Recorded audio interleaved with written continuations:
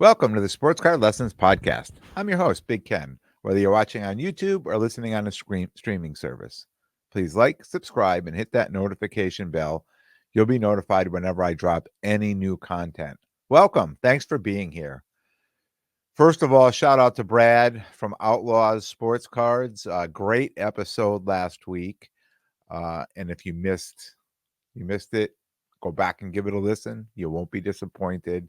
I like having Brad on. I think a lot of you like Brad. I've got a lot of comments. So I think we'll have to start making him more of a regular on here.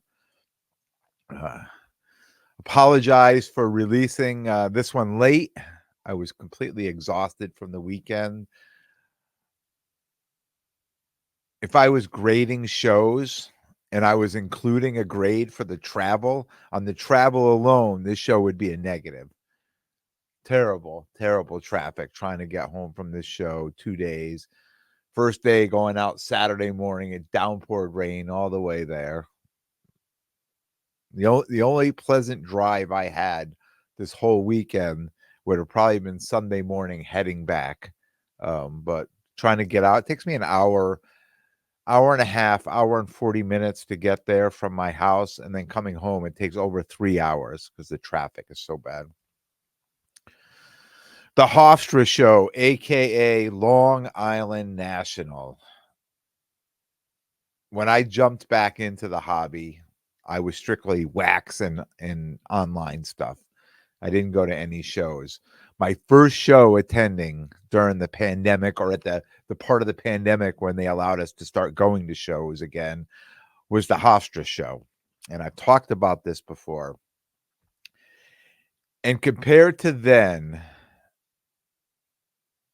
those shows, I mean, I went to that show. I started setting up in that show 2021, 2022, 2023. And compared to what those shows were then and what they are now, I feel like the show has become a shell of itself. In its defense, I mean, it's just not what it used to be. But in its defense, talking to dealers that have been doing this show for years, and I talked to them this weekend, they feel this is the normal Hofstra, the old Hofstra, the way it used to be. These are the type of shows they remember before the pandemic and everything blew up and all this craziness. They feel the show is just getting back to normal. The show itself, there were periods on Saturday and Sunday that were pretty steady, but never really busy.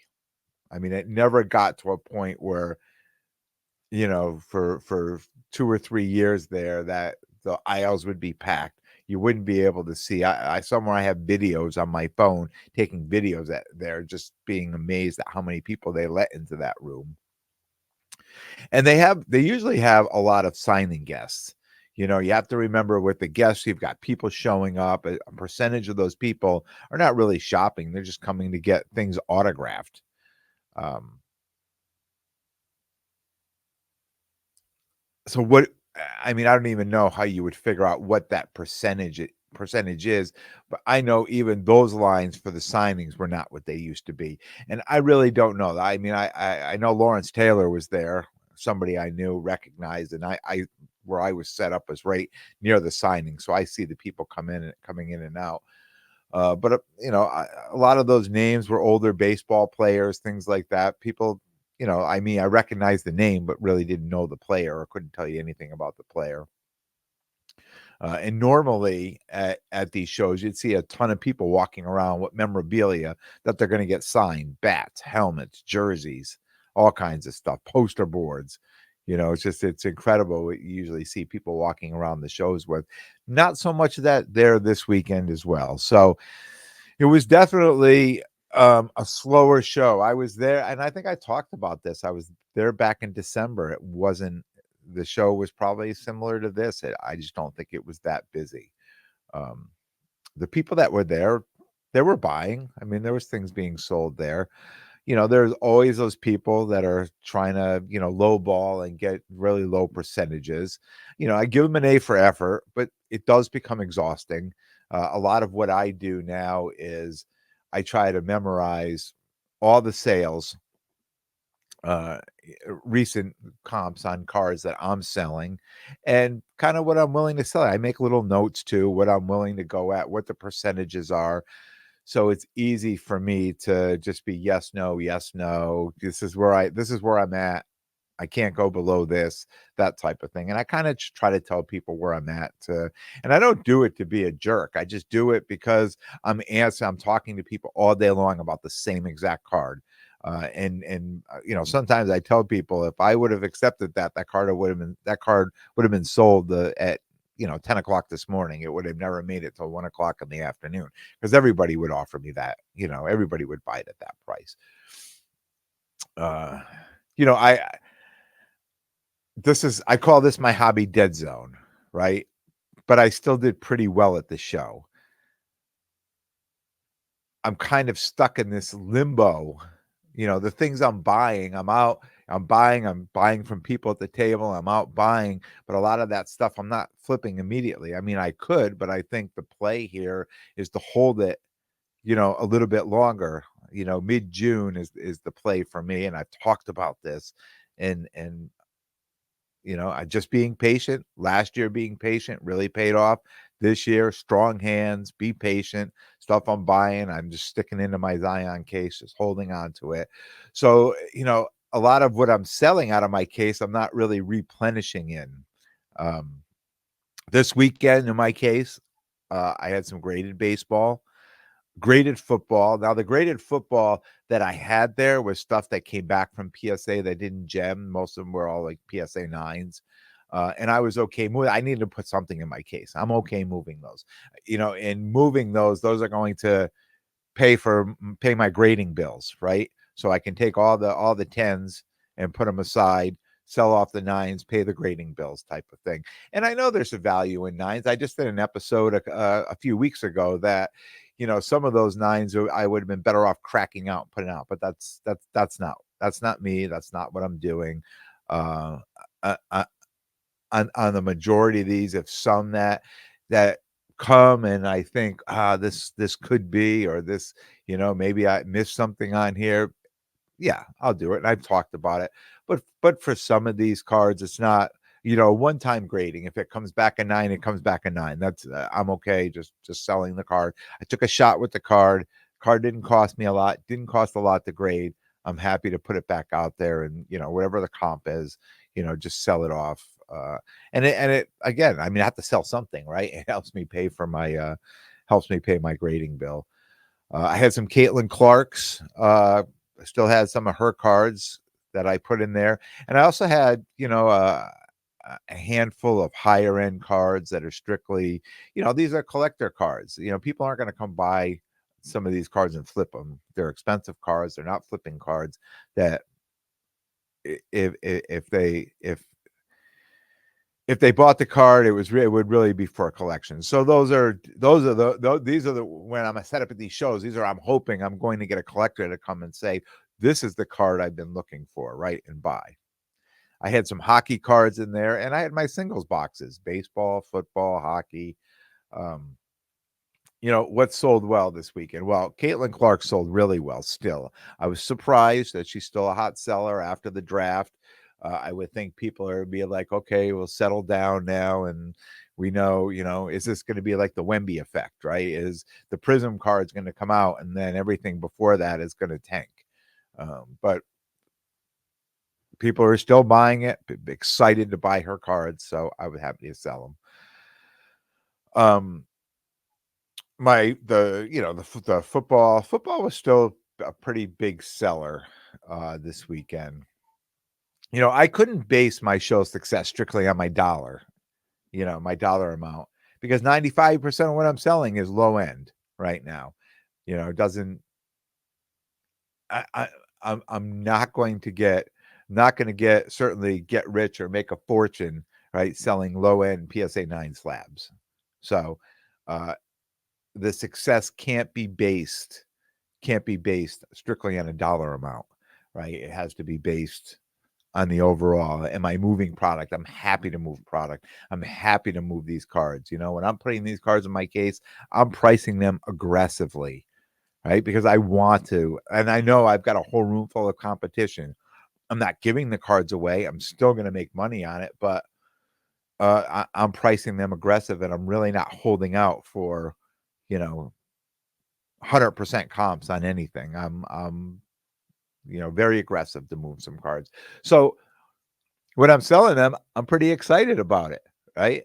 Um, Funny story, a guy that I know pretty well, I'm good friends with, came to my table uh, Sunday morning, and he said, "Hey, we're talking. How did you do this and that?" And I said to him, I said, "Look, what I'm selling, I'm not going to make a lot of money here." And he's like, "Wow, how do you expect to make any money when you got all these crap PSA 9 football cards in your case? Like, where are all your big cards? I know you've got them." He said, "You should bring them to the show, put them in the case. If they put the national price on them, if they don't want to buy them, then you don't sell them," right? That type of attitude. And it's probably good advice. It's probably good advice. And I've said many times before, I get tired of those conversations. People come up, they see the card. Do you know you're way over comps, or do you know I know, and that's why I don't put them in there. Um, but late in the day on Sunday, right? Same guy comes back. He buys 10 of my slabs. He buys 10 of those PSA 9 slabs. I guess he needed some crap for his case, right? It's like, so they can't be all that bad, right? There's a market for every card out there. And this is what I told him. This is why, you know, I'm not making a fortune on some of these cards that I've been selling these last couple of shows, but there's still value in these cards, and they're still bringing in income. They got to pay for something, right? Even buying this weekend was a bit of a challenge. This is one of those shows that I've been to, and I can say this because it used to be in the booth I was in, and now it was the next booth over this weekend. But these guys come, they get 2 tables, they put nothing out on the tables, they just sit there and everybody comes and sells their cards to them. So they know, like, people know these are the guys. You got cards to sell, bring them to these guys, they're going to sell them. They know where to find them, how to find them. Um, and I guess the good thing is these cards, they don't stay at the show. These cards disappear. They're not being resold in the room, which is probably helpful for the rest of us, right? But it would be nice to be able to, because when it's slow and you're looking around, I see some of the cards that are being sold. I'm like, man, those are some not. I mean, there's a lot of I'm not gonna say higher end. The rookie football stuff, the Strouds, like all these PSA 10s. I see these cars going. I'm like, oh, and I know they're going at a really good price, like prices that I would be really willing to pay for these cards. So, you know, I always say positioning on the floor is really important if you're trying to buy. If you're nowhere near the front door by the time the cards get to you, they've been picked through. We all know that. People, some people hold out. I'll see a card, I'll come and I'll be like, oh, this is a nice card. And then I'll think to myself right away, this guy or woman got to be really expensive on this or really high on this, because I can't believe it's made it all the way to my table, all the way across the room here. And I'm right, or there's a problem with the card or something like that. Because most of the time people they would have, those cards would have been bought up long before they ever made it to me. I was able to make some pickups that I'll share with you in a little while. As far as picking stuff up raw now, football wise, it's getting close to that cutoff point for the bulk rating at PSA. I've noticed my last few orders I've sent are really taking a lot of time just to get out of research and development. May have time for one more order, maybe 2 if I could get them out this week or early next week. But after that, everything else will have to stay raw. There just won't be time. And I don't know if you remember back last year, but I had sent out an order of stuff in late April, and they never made it back for the national, which I was really disappointed. They ended up coming back in August or something. Um, maybe it was April, maybe it was May. I just remember it taking a long time because this is what happens. People put this push on. They all want to get these cards graded for the national, which is the same thing I'm doing. And, in January, February, you're sending out orders and bang, these orders are coming back, coming back, coming back. In fact, all of a sudden, I remember June 6th. I must have sent that out in May. And was hoping that that order was going to come back, and it never made it back. In fact, it came back like the first week of August. I completely missed the national. I had those cards to sell at a show later and all. I think probably East Coast National or something like that. But you're really, I think this year is going to be even harder because I'm noticing when I was grading cards last year at this time, they were going pretty quick through the process. So PSA had their special in January and they extended it in February. And I think they probably just got inundated with orders.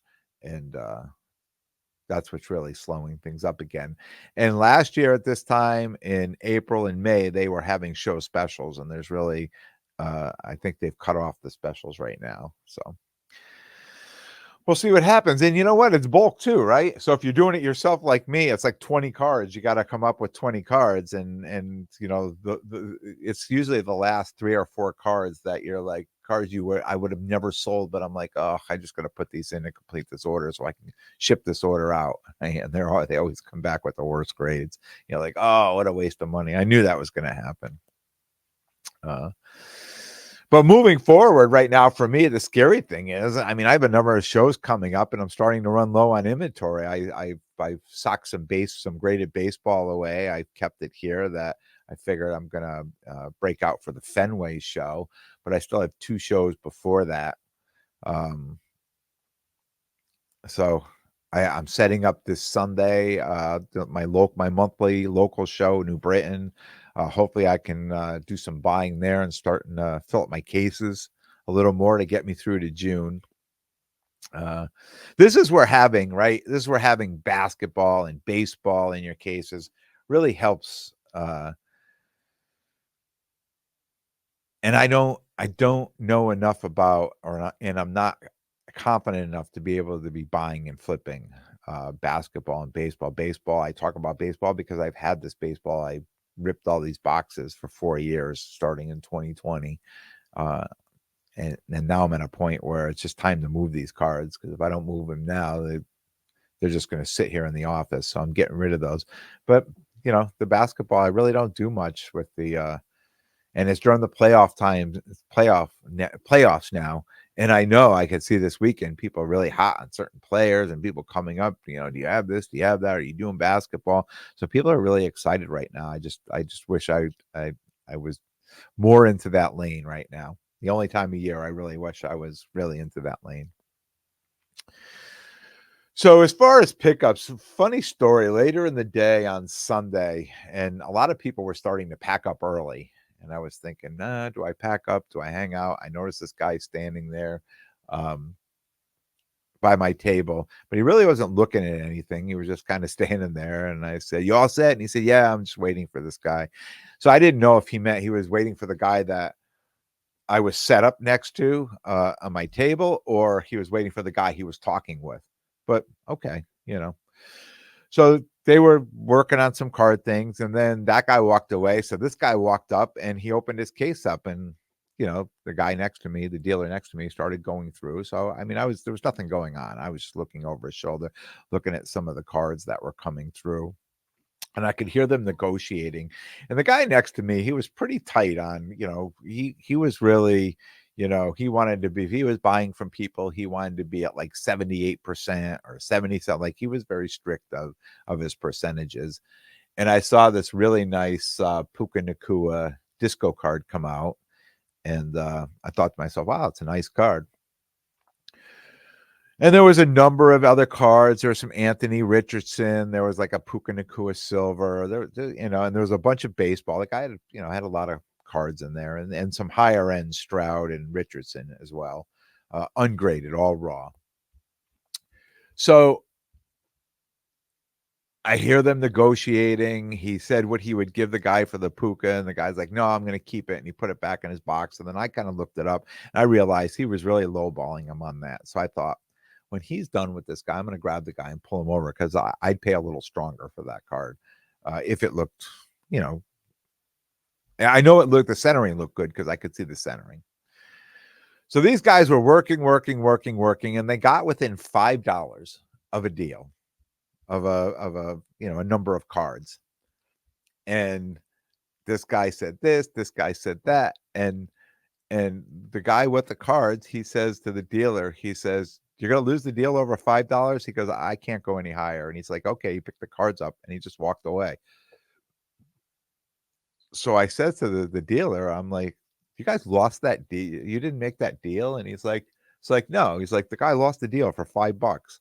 And I'm like, "What was going on with the puka card?" He goes, "I don't know. He just didn't want to sell it." And I said, "Do you mind if I grab him? Because I really want." He goes, "Go ahead. Do it. If you can buy the card, the more, go for it." Right. So I grabbed the guy. I said, "Hey, come back." I said, "I saw that Puka Nakua car you put back in. I'd be interested in." I said, "Maybe anything else in there too." So he came back and he's like, "Oh," he goes, "I just tried to make a deal with this guy." And I'm like, "Yeah, I know. I saw." He goes, "Can you believe you lost the deal over $5?" And I'm like, "Yeah." I mean, I was surprised that this situation happened. I mean, for $5, I know I would have just said, "Yeah, I can do the extra $5 and make the deal done." But anyways, I went through his cards. He had more football in there that I saw, so I pulled out the football cards. I was going through, um, made him, fair offers on all the cards, and when it got to the Puka Nakua card, he was like, "No, I'm gonna keep that card." And, I said, What's," and I think maybe just being personable with somebody too, and maybe just asking questions and not be like, "I don't know what that guy's thinking," because I'm the type of person, like, if I'm thinking, "I don't know what you're thinking," maybe I'm just gonna ask you what you're thinking and not think I know what you're thinking, right? So I just said, "What is up with that card? I know you wouldn't sell it to him either." He's like, "No," he said, I don't know if I really want to sell it." And I said, "Well, what's your price on it?" And he said, "If I was going to sell it, it'd be double what the last comp was." I'm like, "Okay, all right." So you should say that up front, right? You pull out the card, just say, "I'm really high on that one." I said, so this way, people know. Nobody gets, they don't know what's going on here. So I was chatting it up with the guy going through, and he was a pretty easy guy. Came to uh we came to an agreement pretty quickly. I mean, I'll show you the cards I got from him, and I have to go through them to see if they're gradable. I mean, I buy these cards when I'm buying these raw cards, especially to show. I'm doing my best to see if they're gradable, but I'm buying these cards based on I'm going to be selling them raw. So if the last comp, and I'm just going to make it up, if the last comp is $50 on a raw card, right? I want to be into this card at about $30 or $33 because I'm if I have to sell it, if it ends up not being, if it ends up not being gradable, then I have to put it out and sell it too. So I can't be that much closer because it'd be to a point where I may lose money or I may have to sit on the card or things like that. I mean, you're hoping they're gradable. And again, I have to go through them. But there were two, and I'll just show them. If you're on YouTube, you'll see there's two base Prism Anthony Richardson. Um, Centering looks slightly off on these. But can you believe these cards? These cards now are less than $10. These cards are under $10. I mean, I think I ended up getting these cards for under $5. Um, Brock Purdy, optic rated rookie hollow. And I asked him, he said he got all these cards in the breaks, because this would be a card, this would be a card I would think that would have been graded already, and it could have been. He could have been completely lying to me, right? But hopefully he wasn't, and hopefully it'll be gradable. A Puka Nakua Silver Prism. Hold that up. Anthony Richardson Disco. And this card, the centering is very good on this card, so I'm hoping this card is gradable. The CJ Stroud blue press proof rated rookie. and a Micah Parsons black and red checkerboard. So these are the cards that I bought off them. I made a pretty easy deal with them, and I think sometimes it's communication with people. If you Yeah, and I'm not saying that anything wrong with my neighbor because he made a lot of deals this weekend, back and forth, and he was probably one of the nicest kids I've met. So I would not say anything negative about him. But and this guy was a little bit older, and sometimes, you know, how am I going to put this to make it sound right? Sometimes, like older people who are older like me, like we wanna feel good about things, right? And we could get annoyed quickly if we're around a lot of younger people, right? And maybe things are happening faster or things like that. And, I think sometimes you just have to add another layer of communication with some people, to make them just feel more comfortable. And I'm one of those people that are able to do that. I could see if somebody is feeling uncomfortable, and I'd be like, let's stop and let's not be uncomfortable what we're doing, especially when we're in a room, right? It's supposed to be a hobby and it's supposed to be fun. It doesn't need to be like, tense and uncomfortable. And I know when you're doing negotiating is always going to be, but it can be fun too. And people in the hobby have proved that. Like you see all these videos or people say we're going to do a coin flip, we're going to do a dice roll, we're going to do this, we're going to do that. They try to add a fun element. Why do you think they're doing that? Right? Because negotiating on it could become tense, right? And want to try to add more fun to it. That's why they do it. I had another pickup from another guy. He was looking to make a trade, but he just wanted too much for the card. So when I based on, went down the price of the card, I just ended up buying this card. It's a Bryce Young Laser PSA 10. I'll hold that up there. And just to give you an example of, and I see this a lot, like people will come to the table and they'll have a card and they'll put a price on it. And I'll say, what are you looking for? And he goes, oh, the prices are on it. All right. I could do a little better. They'll always say that I could do a little better. That's how I know the price is going to be high. So the last 3 sales on this card were $91, 103, and 103. And on the back, I'll just flip it over because I left it on. In the back, he's got a sticker price of $150. And for a trade, all of a sudden he had it in his mind that he needed to get more for a trade than just to sell the card outright. And it just made more sense for me just to buy the card. I think I bought the guy. Look at my notes. I think I bought the card for $80, right? So it's easier for me just to buy the card than to try to trade over, at a value of over $100 because on my end, it's one of those things where, are we trading actual comps? So if we're trading actual comps, my comp to your comp, that's fine. But sometimes people want more for one card and not for another card, and what comp do you go on? I just told you there was a 91 and a 103. So are we basing this on 103? We basing it on 91? We basing it on 95? And then we have to do the same thing for my card. So in this case, for what he was looking for and what I did, it was just easier for me just to buy the card outright. Um, some shout outs from the weekend at Homer Sports Cards. He stopped by. We made our first deal. SL_PC_Steve. Right. First time I met Steve, he came by, said hello, gifted me a sports card bookmark. Appreciate that, Steve. Thank you. At Rusty Bad Socks. He's I believe from Albany. My notes from Albany. Stopped by.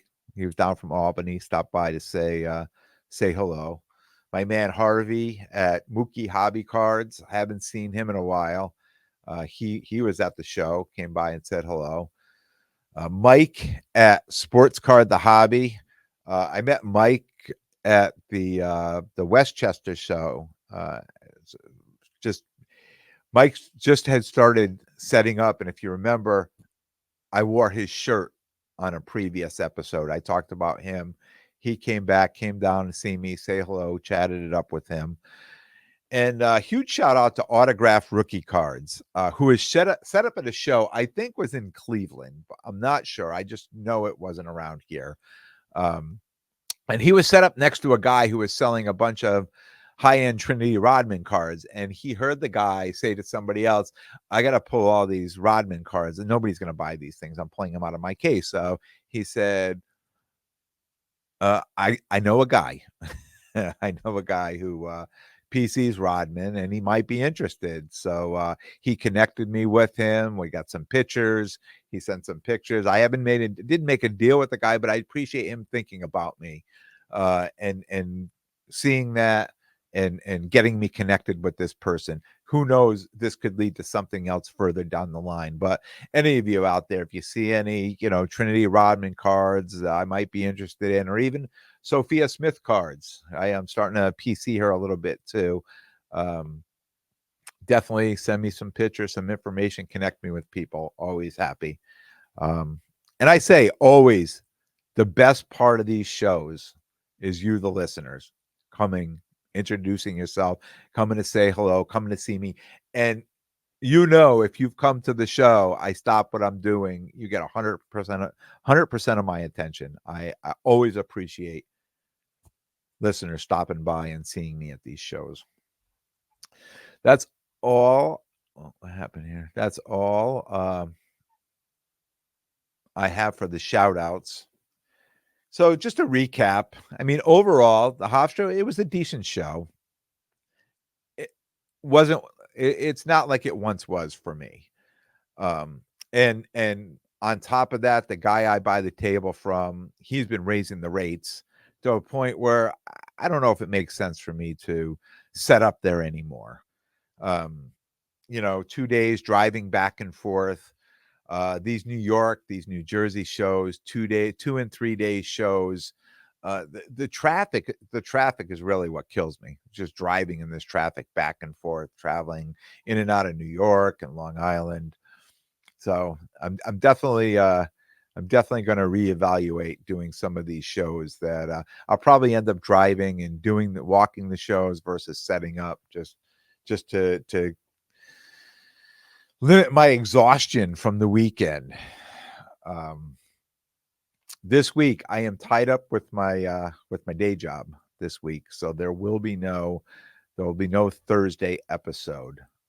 And Thursday night, NFL draft, one of those days I look forward to all year long. So that should be exciting. Sunday, I'm set up in New Britain at the New Britain show. If you're in Connecticut, if you're around, come by, say hello. I'll definitely be there. And I'll be back with a new episode on Monday. I want to thank everyone for tuning in. And if you like what you hear, please definitely subscribe. And most importantly, tell a friend and spread the word. And until next time, take care of yourselves and everyone around you.